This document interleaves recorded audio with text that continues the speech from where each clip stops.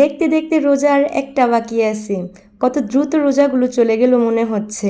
রোজার দিনে সকাল থেকে সন্ধ্যা অবধি আজকে আমি কি করলাম, আমার হাজবেন্ড কি কি বাজার করলো, ইফতারে কি আয়োজন ছিল, এ সব কিছু থাকছে আজকের ব্লগে। হ্যালো এভরিওয়ান, আসসালামু আলাইকুম। কেমন আছেন সবাই? আশা করি আপনারা সবাই অনেক বেশি ভালো আছেন। এই তো চলে আসলাম আমার নতুন আরেকটি ডেইলি ব্লগ নিয়ে। তো সকাল থেকেই ব্লগটি শুরু করেছি। আপনাদের ভাইয়া বাজারে গিয়েছেন বাজার করতে, এইদিকে আমি রুমটাকে পরিষ্কার করে নিচ্ছি। দেখেন বাবু অনেক কান্না করছিল, সেজন্য বাবুকে নিয়েই রুম পরিষ্কার করছি। আমার মনে হয় আমার মতো যাদের বাসায় ছোট একটা বাচ্চা আছে তারা হয়তো জানেন যে ছোট বাচ্চা নিয়ে পেজ চালানো কতটা কষ্টকর। যাই হোক, এই তো আপনাদের ভাইয়া বাজার থেকে চলে এসেছেন আর অনেক কিছু বাজার করে নিয়ে এসেছেন।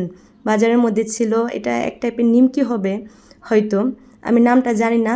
তো এই তো আর জিলাপি সাথে নিয়ে এসেছে, আমি জিলাপিগুলোকে এক এক করে সাজিয়ে নিচ্ছি, যেহেতু আমি অনেক মিষ্টি পছন্দ করি।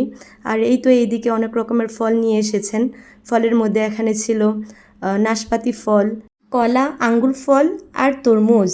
এই তরমুজটা নাকি আপনাদের ভাইয়া 250 টাকা দিয়ে কিনেছে, যদিও তরমুজটা অনেক বড় ছিল। এখন আমি আঙ্গুর ফলগুলোকে ঝুড়িতে সাজিয়ে নিচ্ছি ফ্রিজে রাখবো বলে। এই তো আঙ্গুর ফলগুলোকে আমি ঝুড়িতে রেখে দিয়েছি, এখন নাশপাতি ফলগুলোকে ঝুড়িতে সাজিয়ে নিয়ে ফ্রিজে রেখে দিব।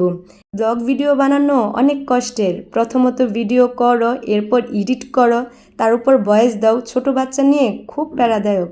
এই দিকটায় আপনাদের ভাইয়া তরমুজ কাটছেন, আমাকে এক চিট দিয়েছেন। আমি মজা করে বলছিলাম, ওই কিরে কিরে মধু মধু রসমালাই। এই তো আপনাদের ভাইয়া সাহারির জন্য বট রান্না করবেন, সেজন্য আমি বটটাকে ফ্রিজ থেকে নামিয়ে নিয়েছি।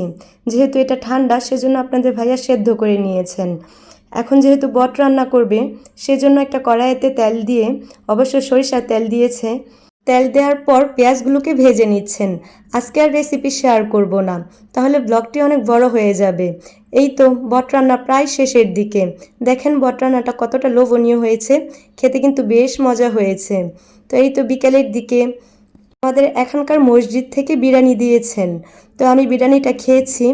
অবশ্য সবাই বলবেন রোজাতে আমি খেয়েছি, যেহেতু আমার ছোট একটা বাচ্চা আছে আর আমার বাচ্চাটা যেহেতু বিএম খায় সেজন্য, আর আমিও যেহেতু অসুস্থ তাই আর চাইলেও রোজাগুলো রাখতে পারছি না। এই তো আমি বিরিয়ানিটা খেয়ে নিয়েছি।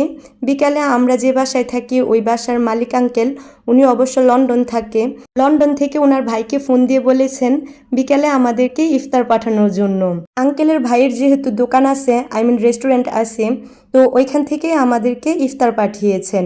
তো এই তো আমি সবগুলো ইফতারের আইটেমগুলোকে সাজিয়ে নিচ্ছি। তো আজকে এ পর্যন্তই। ভিডিওটি ভালো লাগলে লাইক কমেন্ট শেয়ার করে দিবেন। ভালো থাকবেন সবাই আর আমাদের জন্য দোয়া করবেন। আল্লাহ হাফেজ।